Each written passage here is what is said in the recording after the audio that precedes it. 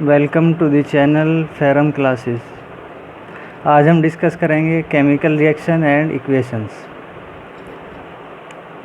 Changes दो types के होते हैं, एक फ़िज़िकल चेंज और एक केमिकल चेंज। फ़िज़िकल चेंज में क्या होता है कि किसी सब्सटेंस की फ़िज़िकल प्रॉपर्टी में चेंज आता है, लाइक उसकी शेप में चेंज आ जाए, उसके वॉल्यूम में चेंज आ जाए, उसकी फ़िज़िकल स्टेट में चेंज आ जाए, solid to liquid, liquid to gas etcetera. तो ये सब क्या है, फ़िज़िकल चेंज। फ़िज़िकल चेंज में क्या होता है कि कोई नया सब्सटेंस नहीं बनता है, और केमिकल चेंज में क्या होता है कि एक नया सब्सटेंस बनता है और जिसकी प्रॉपर्टी जो है वो पहले से डिफरेंट होती है। केमिकल रिएक्शन में भी केमिकल चेंज ही होता है। अब केमिकल रिएक्शन को डिफ़ाइन करेंगे। Chemical reaction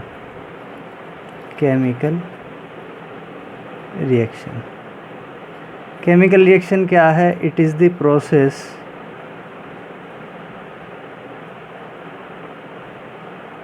in which new substance is formed with new property।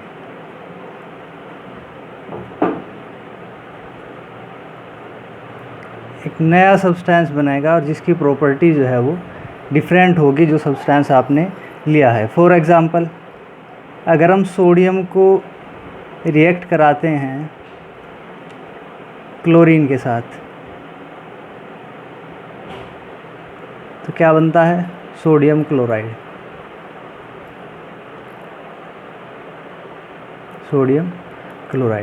अब सोडियम की प्रॉपर्टी क्या है कि ईज़िली फायर कैच करता है। जब हम क्लोरीन के साथ इसको रिएक्ट कराएंगे तो क्या बनेगा? Sodium chloride. और सोडियम क्लोराइड किसका फॉर्मूला है? Common salt. तो इसकी जो प्रॉपर्टी है कॉमन सॉल्ट की वो डिफरेंट है किससे? क्लोरीन से और सोडियम से।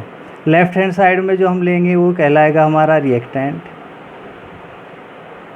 और जो नया सब्सटेंस फॉर्म होगा वो कहलाएगा हमारा प्रोडक्ट। रिएक्टेंट क्या है?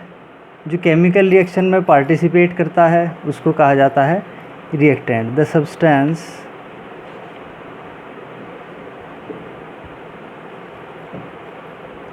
which take part in chemical reaction called reactant। और प्रोडक्ट क्या है? The new substance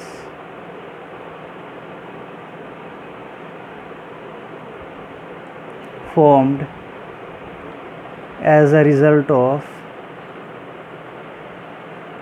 chemical reaction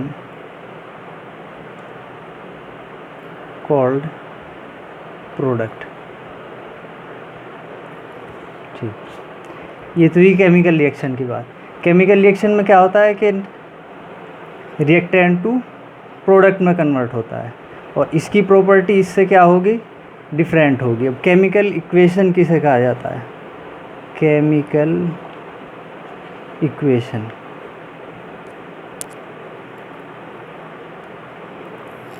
chemical equation जो है, अगर इसी को हम सिंबल्स के फॉर्म में रिप्रेजेंट करें, है ये भी केमिकल इक्वेशन ही, इसको हम वर्ड इक्वेशन बोलेंगे। Word equation. तो केमिकल इक्वेशन क्या है? It is the symbolic representation of chemical reaction।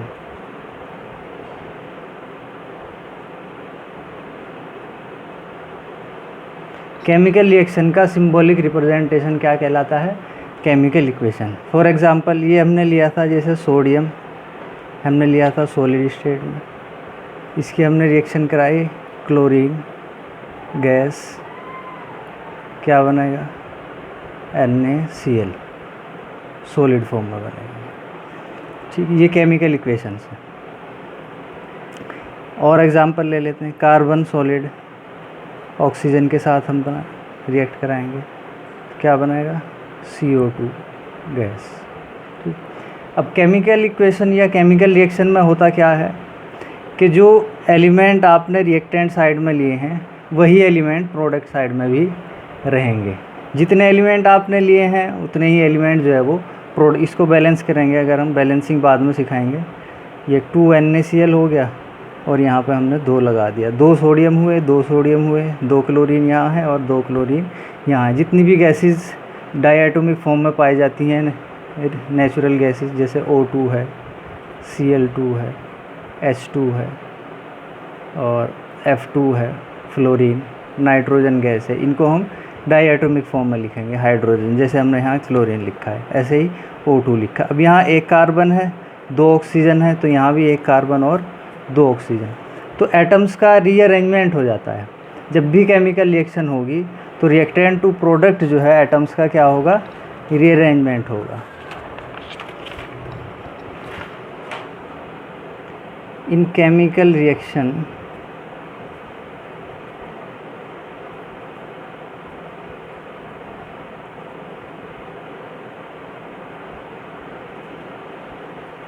rearrangement of atoms takes place। Atom कोई बाहर से नहीं आएगा, जो रिएक्टेंट में आप लेंगे वही प्रोडक्ट में कन्वर्ट होंगे, लेकिन उनका क्या होगा, रीअरेंजमेंट हो जाएगा। अब क्या क्या चेंजेस जो है वो केमिकल रिएक्शन में हो सकते हैं या क्या क्या प्रॉपर्टी में चेंज आ सकते हैं। देखो, following changes can takes place in chemical reaction. क्या हो सकता है, चेंज इन कलर हो सकता है, चेंज इन कलर हो सकता है, चेंज इन फिजिकल स्टेट हो सकती है, चेंज इन फिजिकल स्टेट हो सकती है। फिजिकल स्टेट कौन कौन सी होती हैं, सॉलिड S, लिक्विड इसको L से रिप्रेजेंट करेंगे, गैस इसको G से रिप्रेजेंट करेंगे, और एक और form aqueous AQ। Aqueous form जो होती है आपका, इसमें क्या होता है, वाटर जो है प्रेजेंट एज सॉल्वेंट। कोई ऐसा सॉल्यूशन है जिसमें water solvent as a solvent present होगा तो उसको क्या बोलेंगे, एक्वस। एक्वस ये एक्वा से आया है, वाटर को क्या कहा जाता है, एक्वा। तो एक्वस सॉल्यूशन जो है किसको बोलेंगे, जिसमें वाटर जो है वो, मान लिया सोडियम क्लोराइड है, आपने NaCl को वाटर के अंदर डिज़ोल्व किया तो NaCl क्या हो गया आपका, aqueous. Aqueous solution of sodium chloride. तो जिसमें वाटर सॉल्वेंट की तरह प्रेजेंट होगा वो क्या कहलाएगा, आपका एक्वस सॉल्यूशन कहलाएगा। अच्छा, कलर हो सकता है, फिजिकल स्टेट हो सकती है, और फॉर्मेशन ऑफ प्रेसिपिटेट, ये नई चीज़ है, फॉर्मेशन ऑफ प्रेसिपिटेट, PPT। ये प्रेसिपिटेट क्या होता है, जैसे ही आपने 2 सब्सटेंस को मिलाया या 2 सॉल्यूशंस को मिलाया तो उसमें क्या होगा कि जैसे ही हम मिलाएंगे एक सॉलिड जो है उस सॉल्यूशन से सेपरेट होगा, which is known as precipitate. ये इनसॉल्युबल सॉलिड कह सकते हैं आपको। प्रेसिपिटेट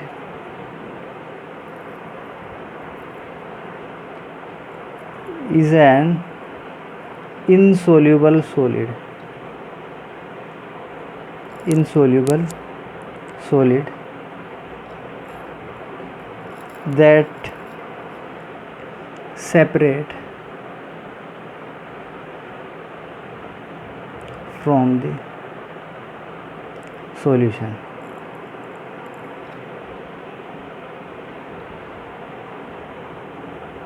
सॉल्यूशन से क्या होगा, ये सेपरेट होगा। फॉर एग्ज़ाम्पल हमने सिल्वर नाइट्रेट लिया, AgNO3 सिल्वर नाइट्रेट, और प्लस किसके साथ रिएक्शन कराई हमने, सोडियम क्लोराइड की, कॉमन सॉल्ट।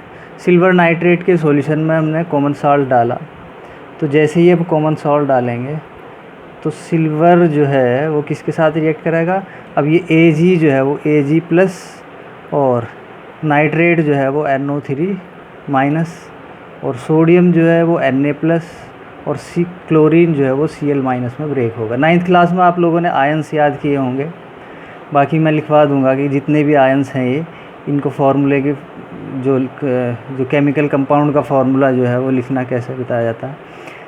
अब इसका पॉजिटिव इसके नेगेटिव के साथ और इसका पॉजिटिव इसके नेगेटिव के साथ जो है वो कंबाइंड होंगे। ऑलवेज जो है वो पॉजिटिव और नेगेटिव आयंस जो है वो कंबाइंड होते हैं। तो क्या होगा, सिल्वर जो है वो क्लोराइड के साथ जाएगा, AgCl सिल्वर क्लोराइड जो है ये प्रेसिपिटेट बनेगा, PPT शॉर्ट फॉर्म में लिखा जाता है प्रेसिपिटेट। अब ये इनसोल्यूबल होगा,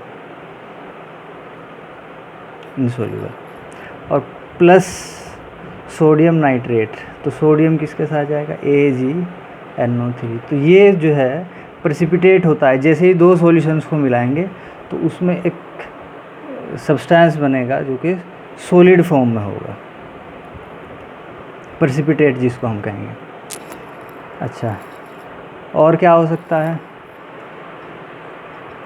इवोल्यूशन ऑफ गैस हो सकती है,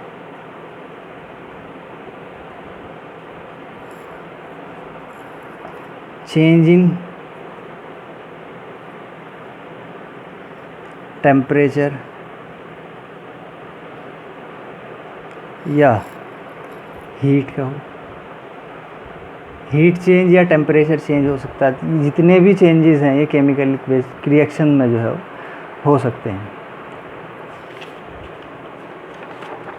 कुछ एग्जांपल्स ले लेते हैं। फॉर एग्ज़ाम्पल कैल्शियम ऑक्साइड का हमने सॉल्यूशन लिया जिसको हम बोलते हैं quick lime, calcium oxide solid form में था, इसको हमने वाटर के साथ मिलाया, H2O जो है वो लिक्विड फॉर्म में हमने लिया। तो कैल्शियम हाइड्रोक्साइड CaOH का होल ट्वाइस ये आपका बनेगा एक्वस, और यहाँ से लार्ज अमाउंट ऑफ हीट जो है वो वहाँ से जनरेट होती है। अगर हम सॉल्यूशन को टच करेंगे बाहर से तो वो हमें कैसा दिखेगा, हॉट। तो हीट जो है वो रिलीज़ हो रही है यहाँ से, तो चेंज इन टेम्परेचर हुआ। दूसरा आयरन हमने ले लिया, ये आगे भी एग्जांपल आएंगे जब हम टाइप्स ऑफ रिएक्शन पढ़ाएंगे। आयरन सॉलिड स्टेट में लिया, उसके साथ हमने कॉपर सल्फेट का सॉल्यूशन लिया CuSO4 एक्वस। क्वेश्चन पूछा जाता है कि आयरन एक्टिविटी भी है ये बुक में कि आयरन नेल्स को जब हम कॉपर सल्फेट के सॉल्यूशन में रखते हैं तो ये कलर जो है वो इसका ब्लू होता है, और जैसे ही हम इसको करेंगे तो यहाँ जो है वो आयरन जो है वो कॉपर को रिप्लेस कर देगा और यहाँ FeSO4 आयरन सल्फेट, तो इसका जो कलर होगा वो कैसा होगा, ग्रीन कलर होगा, और प्लस कॉपर जो है वहाँ से सेपरेट है। तो चेंज इन कलर का एग्जांपल है, चेंज इन कलर का एग्जांपल है ये टेम्परेचर या हीट। प्रेसिपिटेट का मैंने पहला एग्जांपल दे दिया आपको। अब एक होती है informative chemical equation. Informative chemical equation उसको कहते हैं कि जिसमें जो केमिकल रिएक्शन में जो है हो रहा है उसको हम रिप्रेजेंट करें, ज़्यादा से ज़्यादा इंफॉर्मेशन जो है वो केमिकल इक्वेशन में हम दें। This types of equation is known as informative. अब इसको कैसे लिखा जाता है, आपका वे टू रिप्रेजेंट या way to make chemical equation more informative.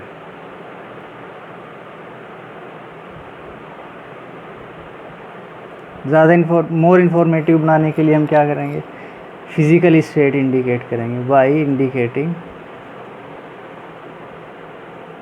Physical state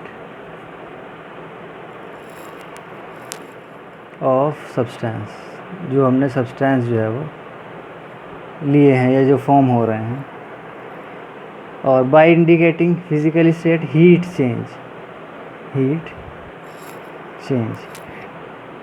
during the reaction के दौरान जो हीट चेंज होगी उसको जो है हम इंडिकेट करेंगे। और टेम्परेचर, प्रेशर और प्रेजेंस ऑफ कैटलिस्ट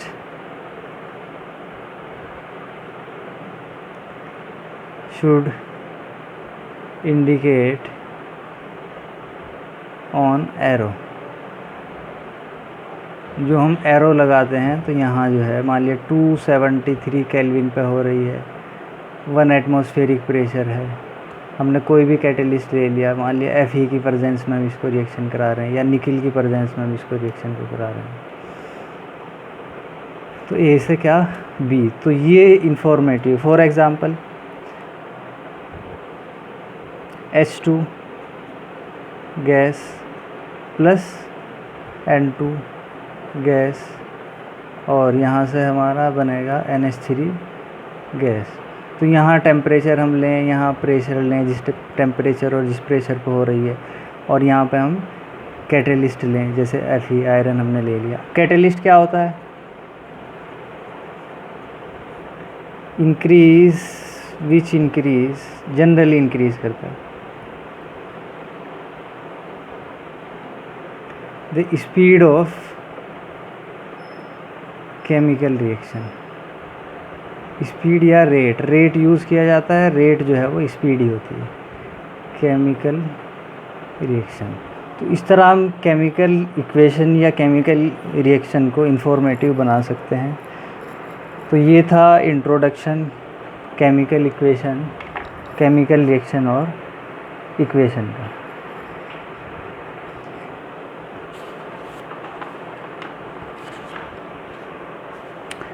अब नेक्स्ट टॉपिक में हम टाइप्स ऑफ केमिकल रिएक्शन और इक्वेशन पढ़ेंगे।